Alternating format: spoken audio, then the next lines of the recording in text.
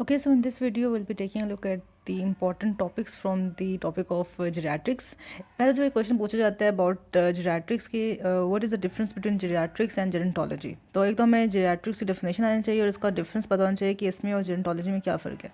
So gerontology is the study of physical and psychological changes which are incident to old age. अब old age में जो भी physical changes आ रहे हैं body में, जो भी फिजियोलॉजिकल और साइकोलॉजिकल चेंजेस आ रहे हैं बॉडी में, उसकी स्टडी को हम कहते हैं जेरोंटोलॉजी। ठीक है, the study of physical physiological and psychological changes which are incident to old age is called a gerontology. अच्छा, and the care of the elderly, ठीक है, एजड पीपल या एल्डरली पीपल की केयर के लिए जो एक सेपरेट ब्रांच है मेडिसिन की, जो एक सेपरेट स्पेशलाइजेशन है मेडिसिन की, that is called as geriatrics और क्लिनिकल जेरोंटोलॉजी। ठीक है, just study of old age को या जो चेंजेस हैं एसोसिएटेड विद ओल्ड एज उसको हम कहते हैं जेरोंटोलॉजी।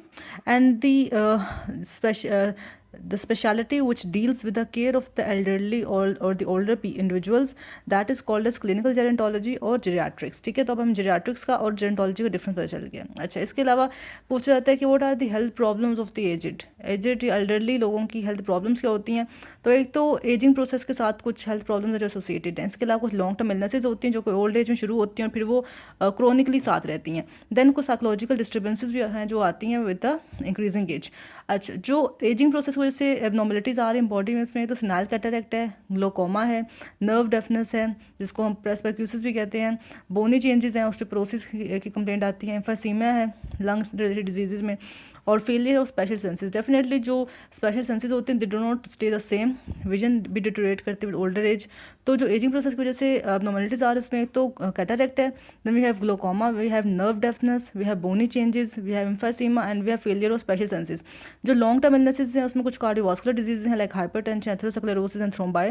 कैंसर हैं लाइक प्रोस्टेट कार्सिनोमा बहुत कॉमन है, विमेन ब्रेस्ट कैंसर है, सर्वाइकल कैंसर है कॉमन। ठीक है, एक्सीडेंट्स ज़्यादा होते हैं, प्रोन होते हैं इंडिविजुअल्स जो ओल्डर होते हैं, they are more prone to accidents like femur, जो फीमर की नेक है उसका फ्रैक्चर इंपॉर्टेंट है, होम एक्सीडेंट्स इंपॉर्टेंट है, और डायबिटीज़ की कंप्लेन आती है ओल्ड एज के एसोसिएटेड है, और कुछ लोकोमोटर सिस्टम्स की डिजीज़ हैं like rheumatoid arthritis, osteoarthritis, myositis, gout, और respiratory abnormalities as told you कि एम्फीसीमा है, एस्थमा है, chronic bronchitis, genitourinary abnormalities में इलाजमेंट है, प्रोस्टेट की डिसयूरिया है, नॉक्चूरिया है। तो ये कुछ लॉन्ग टर्म इलनेसेस हैं जो कि ओल्ड एज के एसोसिएटेड हैं। Cardiovascular disease, cancers, accidents, diabetes, disease of locomotor system, respiratory disease and genito urinary disease. ठीक है, ये बात होगी। साइकोलॉजिकल प्रॉब्लम्स क्या आ सकती हैं ओल्ड एज में, तो मेंटल चेंजेस होते हैं, सेक्सुअल मैल एडजस्टमेंट होती है, और इसके अलावा इमोशनल डिसऑर्डर्स होते हैं। And the degree to which a person adapts to an old age is very important, क्योंकि कुछ लोग एक्सेप्ट नहीं कर पाते that they have grown older and now that they are not young and they even go towards suicide. ठीक है, depression, bitterness, irritability और suicide की भी कंप्लेंट आती है उनकी तरफ से। तो ये कुछ इंपॉर्टेंट चेंजेस हैं जो कि या प्रॉब्लम्स जो कि ओल्ड एज से रिलेटेड हैं। एक है एजिंग प्रोसेस की वजह से, एक है लॉन्ग टर्म इलनेसेस, और एक है साइकोलॉजिकल प्रॉब्लम्स। अच्छा, देन क्वेश्चन आता है अक्सर कि हेल्दी लाइफस्टाइल क्या हो सकता है एल्डरली के लिए, या फिर आप क्या एक्टिविटीज़ प्रिस्क्राइब करेंगे एक एल्डरली को जो कि वो अडॉप्ट कर सकता है, या किस आप लाइफस्टाइल को हेल्दी कहेंगे फॉर एन ओल्डर इंडिविजुअल। तो उसमें ये 10-11 पॉइंट्स हैं। नंबर 1 तो न्यूट्रिशन उसको अच्छी रखनी चाहिए, लाइक डाइवर्सिटी ऑफ प्रोटीन्स ले, सफिशिएंट वाइटामिन्स ले, एडिकेट मिनरल्स ले, should be included in the diet, and eating less and more frequently should be desirable, कि छोटे मील्स ले लेकिन फ्रीक्वेंटली ले। सेकंड, एक्टिविटी उसकी होनी चाहिए बेड रिडन ना हो जाए, moderate activity is highly desirable for the elderly. इसके अलावा rest and sleep is also important, they must be adjusted accordingly to one's needs. और इसके अलावा फोर्थ है safety, because in older individual as I told you कि vision deterioration होती है और स्पेशल सेंसेस की डिटोरेशन होती है, so there is a slow reaction time and poor vision which make the older person more prone to accidents than young ones. So safety measures लेनी चाहिए, like they should be living on ground floor, well lighted rooms में, dim light होनी चाहिए at night, और they should abstain from driving as well. Bathing is important, bathing contributes to general sense of wellness और cleanliness। अच्छा, clothing extremely important for the elderly, क्योंकि उसमें sense of pride, status of worth, क्योंकि उन्होंने ख़राब बुरे कपड़े पहने होंगे तो उनको खुद भी अपना आप बुरा लगेगा।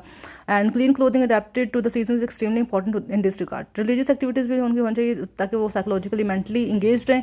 लेजर टाइम एक्टिविटी होनी चाहिए, like they can take up art and craft, music, dramatics, poetry and other creative work like lectures, parties, excursion etcetera.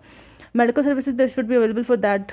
Geriatric clinics होते हैं, they must be established in the country with a view to offer medical and social services to the elderly group. Every individual of this group needs an annual checkup plus emergency care. ठीक है, rehabilitation भी होनी चाहिए, क्योंकि old age से related कुछ इल और disabled भी होते हैं एल्डरली, जो कि उनको रूटीन केयर के अलावा रिहेबिलिटेशन सर्विसेज भी चाहिए होती हैं। मैं आपको आगे बताती हूँ कौन कौन सी हो सकती हैं। और जो प्रिवेंटिव हेल्थ केयर इनके लिए प्राइमरी प्रिवेंशन भी होती है, सेकेंडरी प्रिवेंशन भी होती है, टर्शियरी प्रिवेंशन भी होती है, वो हम आगे देखते हैं एट द एंड।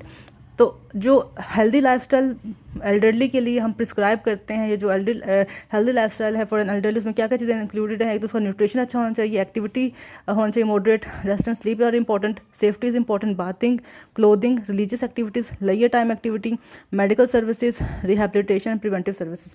अच्छा, अब जब प्रिवेंटिव सर्विसेज की हम बात करी थी, उसमें प्राइमरी प्रिवेंटिव सर्विसेज है, सेकेंडरी प्रिवेंशन है, टर्शियरी प्रिवेंशन है। प्राइमरी प्रिवेंशन में यही है कि they should adopt healthy habits like avoid करें स्मोकिंग को, अल्कोहल अब्यूज़ को, प्रॉपर न्यूट्रिशन हो, प्रॉपर स्लीप हो, ठीक है। Coronary heart disease risk factors like fatty diet है, लैक ऑफ एक्सरसाइज है, सेडेंटरी लाइफस्टाइल, उसको अवॉइड किया जाए, ठीक है। इम्यूनाइजेशन उनकी हुई हो अगेंस्ट इन्फ्लुएंजा, निमोनिया, टेटनस, ठीक है।